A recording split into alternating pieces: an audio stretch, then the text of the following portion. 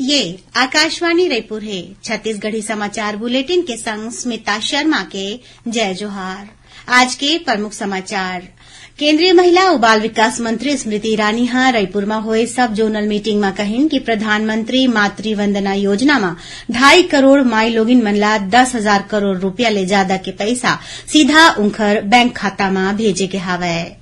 केंद्रीय कानून और न्याय मंत्री किरेन रिजिजू आज अपन छत्तीसगढ़ प्रवास के दौरान नया रायपुर में आयकर अपीलीय अधिकरण के नवा भवन के शुरूआत करिन।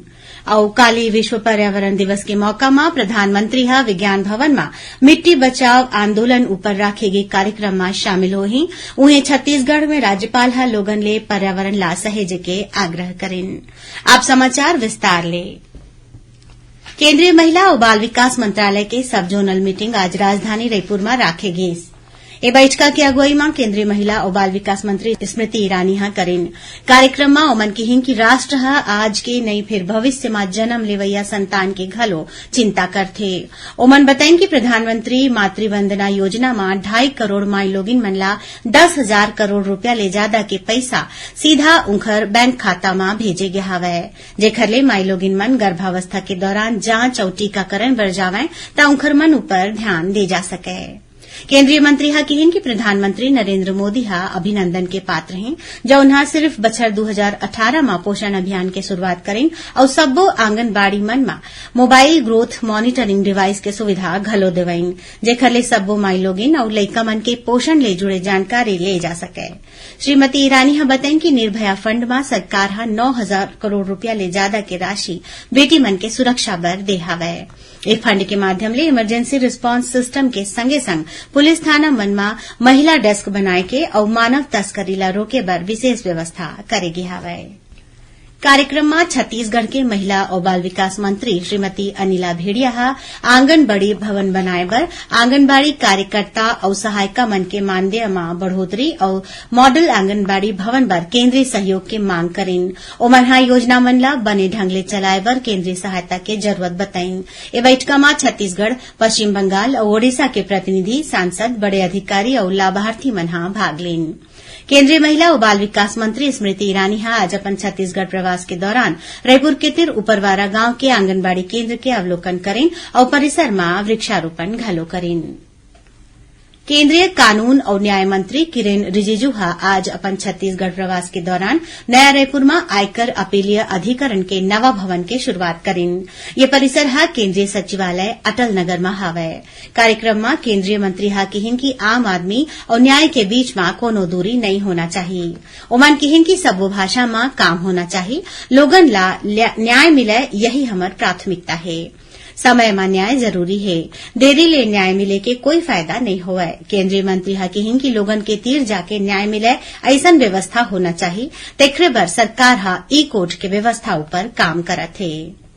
आयकर अपीलीय अधिकरण जिला आईटीएटी घलो कहे जाथे एक ठन अर्ध न्यायिक संस्थान हवय। केंद्र सरकार बछर 2013 में रायपुर में एक ठन पीठ के स्थापना घलो करे रहिस जेखर अधिकार क्षेत्र में पूरा छत्तीसगढ़ राज्य आथे।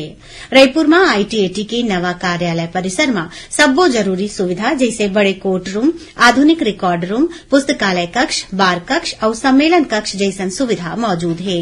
रायपुर पीठ ला सुघ्घर बनाए खातिर नवा परिसर में मजबूत कनेक्टिविटी सुविधा के संग ई कोर्ट घलो बनाए गे हवय। सुनैया मन ला बता दन कि प्रादेशिक समाचार एकांश डहर समसामयिक विषय पर आधारित हमर साप्ताहिक कार्यक्रम बातों बातों में ए बखत प्रधानमंत्री नरेंद्र मोदी के अगुवाई में केंद्र के एनडीए सरकार के 8 बछर के दौरान करेगी कार्यकाल पर केंद्रित रही। ए विषय में और ज्यादा जानकारी लेबर आकाशवाणी समाचार बात करे है वरिष्ठ पत्रकार शशांक शर्मा ले। एकर प्रसारण आकाशवाणी के रायपुर केंद्र डहर ले काली बिहनिया 9:30 में करे जाही। जिला छत्तीसगढ़ के जम्मू आकाशवाणी केंद्र मन एके संग्रह रिले करही। छत्तीसगढ़ी समाचार बुलेटिन आप मन आकाशवाणी रायपुर ले सुनत हव। छत्तीसगढ़ के खबर ले है आपके वास्ता और खबर के विश्वसनीयता ले है हमर वास्ता। आकाशवाणी समाचार रायपुर के प्रादेशिक समाचार बुलेटिन के संगे संग हमार समसामयिक कार्यक्रम आप रेडियो के संग अपन मोबाइल में घलो सुन सकत हव। आकाशवाणी समाचार फेसबुक, ट्विटर और यूट्यूब में घलो हावय। हमार फेसबुक पेज हरे Chhattisgarh news on AIR, Twitter handle CGAIR news और हमार यूट्यूब चैनल हरे छत्तीसगढ़ AIR न्यूज। तो अब रेडियो के संगे संग आपके मोबाइल के माध्यम ले हम आप तक पहुंचत हन। छत्तीसगढ़ के हर खबर पर सुनत रहो आकाशवाणी समाचार। आओ अब आगू बढ़बो बाचे समाचार कोती। प्रधानमंत्री नरेंद्र मोदी विश्व पर्यावरण दिवस के मौका में काली 11 बजे विज्ञान भवन में मिट्टी बचाओ यानी सेव सॉइल में राखे गए कार्यक्रम में शामिल होही। ये मौका में उमन लोगन संग गोठ बात करही। मिट्टी बचाओ वैश्विक आंदोलन है जेकर उद्देश्य मिट्टी के सेहत बर जागरूकता बढ़ाना और ओकर सुधार बर लोगन ला जागरूक करना है। ये आंदोलन के शुरुआत सदगुरु जग्गी वासुदेव मार्च में करेन। विश्व पर्यावरण दिवस के मौका में राज्यपाल अनुसुईया उइके देश प्रदेश के सबो नागरिक मन ले आह्वान करिन है कि पर्यावरण ला स्वच्छ बनाए में अपन योगदान देवें। संगे संग एला सहेजे बर एकजुट होके प्रयास करें। कम होवत भूजल स्तर बर चिंता जतावत उमन पानी ला सहेजे बर जनता ले आग्रह करिन है। ए मौका में काली प्रदेश में कतकोन कार्यक्रम होही। मुख्यमंत्री भूपेश बघेल अधिकारी मन ला कहिन है कि ओमन आम लोगन ला राज्य सरकार के कल्याणकारी योजना मन के फायदा दिवाए बर संवेदनशीलता के संग काम करें। आज कांकेर जिला के भानु प्रतापपुर में राखे गए समीक्षा बैठका में मुख्यमंत्री शासकीय योजना मन के काम के समीक्षा करिन। बैठका में मुख्यमंत्री स्वामी आत्मानंद अंग्रेजी माध्यम स्कूल मन में 16 जून तक शिक्षक मन के भर्ती और स्कूल मन में समय ले पहले किताब कॉपी बांटे जाए के निर्देश दीन। मुख्यमंत्री ओरछा में लीची के नर्सरी लगाए बर वन विभाग के अधिकारी मन ला निर्देश घलो दिन। आज भानु प्रतापपुर में राखे गए एक ठन पत्रकार वार्ता में मुख्यमंत्री भूपेश बघेल कहिन है कि बस्तर संभाग में आदिवासी मन के जीवन स्तर में बदलाव दिखत है। राज्य सरकार उनकर कल्याण बर कतकोन योजना चलावत है। ओमन कहिन कि इलाका मन में धान खरीदी केन्द्र के संख्या बढ़ाए जाही। संगे संग मांग के अनुसार बैंक घलो खोले जाही। ओमन कहिन कि शिक्षा के क्षेत्र में स्वामी आत्मानंद अंग्रेजी माध्यम स्कूल मील के पत्थर साबित होही।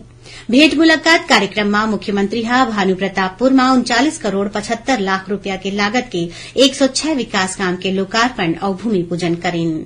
ओमन वहां पत्रकार भवन निर्माण पर 15 लाख रुपया दे जाए के घोषणा करेन। संगे संग ओमन हमर लैब के उद्घाटन घलो करेन। ये आधुनिक लैब में 104 प्रकार के जांच हो सकी।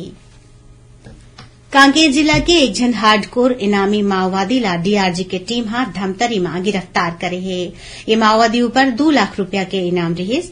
धमतरी जिला के पुलिस अधीक्षक प्रशांत ठाकुर बताइन कि ये माओवादी इलाज कराए बर रायपुर जावत रहीस। यही दौरान डीआरजी के टीम ये माओवादी ला दौड़ पंडरी पानी के जंगल ले गिरफ्तार कर लीस।